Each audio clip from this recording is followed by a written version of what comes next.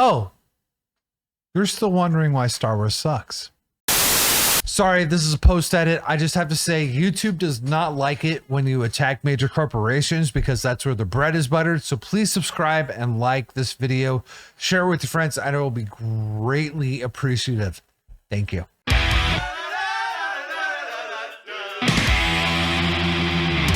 So we have an article here from CBR with Leslye Headland about why the Acolyte is going to be focusing heavily on female villains. And I think through this, you will discover why Star Wars has been garbage since The Force Awakens. Oh my sweet Jesus. Why Star Wars The Acolyte is focusing heavily on female villains. The Acolyte creator and showrunner, Leslye Headland, the former assistant of Harvey Weinstein, she was his personal assistant and had no idea of anything he was doing. No clue. But she's got a job at Star Wars. She's running this show. This has been on the docket for years. She had no idea Harvey Weinstein was a piece of shit.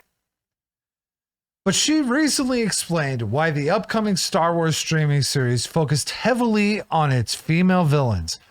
This gets good. This gets real good. Headland discussed the Acolyte's baddie-centric approach to storytelling in an interview with Empire, revealing that it was her experience as a pop culture fan growing up, and a quote from her, "When I was a young queer girl, I was just hanging out with Ursula, the sea witch from The Little Mermaid, and she said, as a young queer girl growing up, if you don't identify with the heroes and the villains show up and they're all queer coded, you're like, yes, that's me." I looked up when Headland was born. She was born in November 1980. That was a few years before me. I remember Ursula. That came out. Let's look that up. Little Mermaid animation release date 1989. Let's see. Oh, November 17th, 1989. So she would have been a whole 9 years old. I was 6. And I remember I went to this movie because my little sister, who's a few 18 months younger than me, this was her thing. We went to it for her birthday. Queer coded? You recognize that at 9? What the hell does that even mean? So like, she saw Ursula as a gay or as a queer. I don't even know what the difference is. It doesn't matter. But she saw Ursula's sexuality in The Little Mermaid at the ripe old age of 9. Maybe 8. What the fuck are you talking about, Mr. Lee? Headland also touched on how this will affect the Acolyte's tone, hinting that the show will offer more arc vibe than Star Wars fans are used to. As a queer filmmaker, you're going to see some camp, like corniness. Like that's what I think of camp. As a queer filmmaker, you're going to see some camp in the Acolyte, inevitably. I would say that tonally,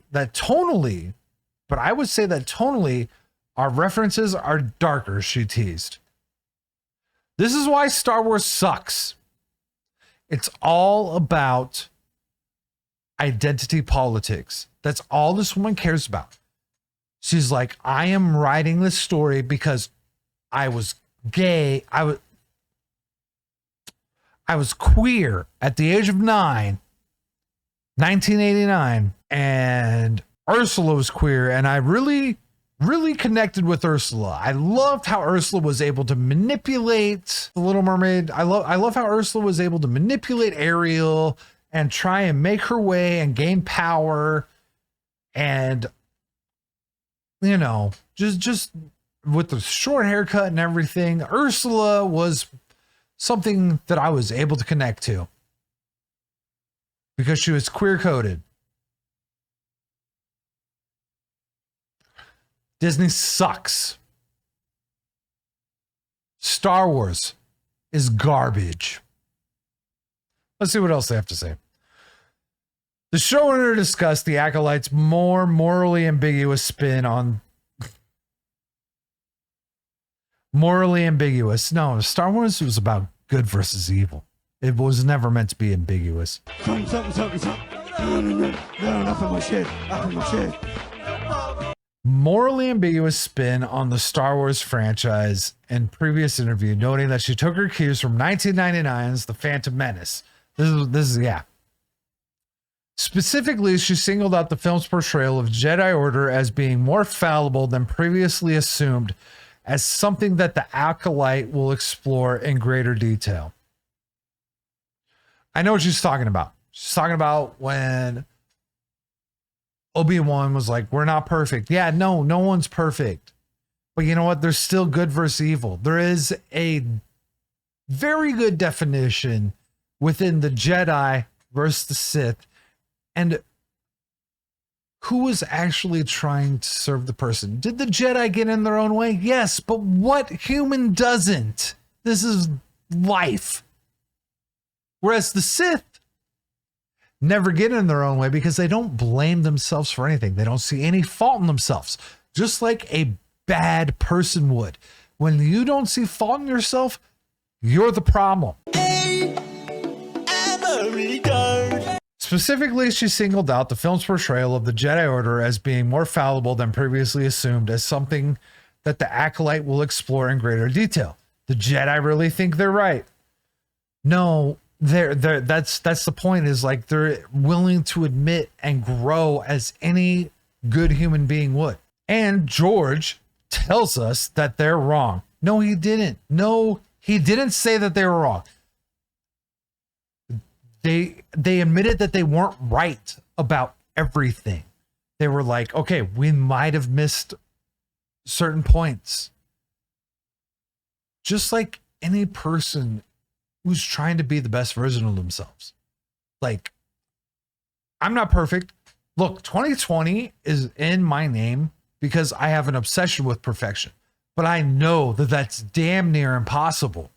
They missed a huge aspect of the Dark Side Rising that just felt like fertile ground to look into what's going on for all of us right now.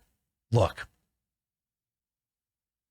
ever since Disney took control of Star Wars, they have been trying to blur the lines of good and bad. And that's all Star Wars has. You've got the light side and the dark side. And if you try and blur those, you don't have a story. No one's going to give a shit. You're going to tell me Snoke had a greater purpose? Look, I get it. Okay. The sequels are ass. But like, they had this whole thing with Kylo Ren and being saved. Should have been Luke. Because, you know, Luke, the man who went and saved Darth Vader, but yet all of a sudden had to kill his fucking nephew. I'm always angry. The Acolyte boss on The Last Jedi. Is this a video game? Headland recently cited a more recent franchise installment, Star Wars The Last Jedi. I'm going to read that again.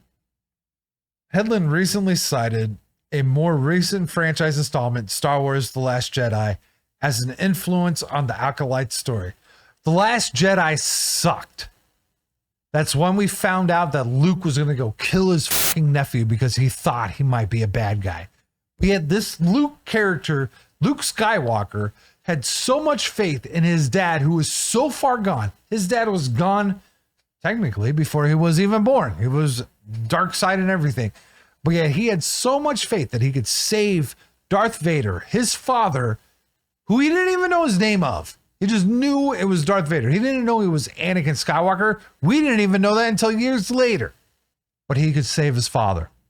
But he can't save his nephew after he has a bad dream. The showrunner praised The Last Jedi writer-director Rian Johnson, Roundhead Johnson, for offering a critical view of the Jedi and suggested that this was responsible for the movie's polarizing reputation. She likes it. The woman who mostly related to Ursula because she was queer coded or because she liked to manipulate people like the bad guy. I'm done. This is why Star Wars sucks. If you like what you saw, please subscribe, leave a like, share with your friends. Also, I do a podcast every Thursday night where we don't talk about necessarily this. We talk about weird stuff and we talk about things. And the goal is to laugh and make fun of this insane world that we live in right now. So please join us Thursdays. It's at 8:30 p.m. Eastern time, 5:30 my time. I'm currently Pacific time. We like to change time zones. Anyways, until next time, peace.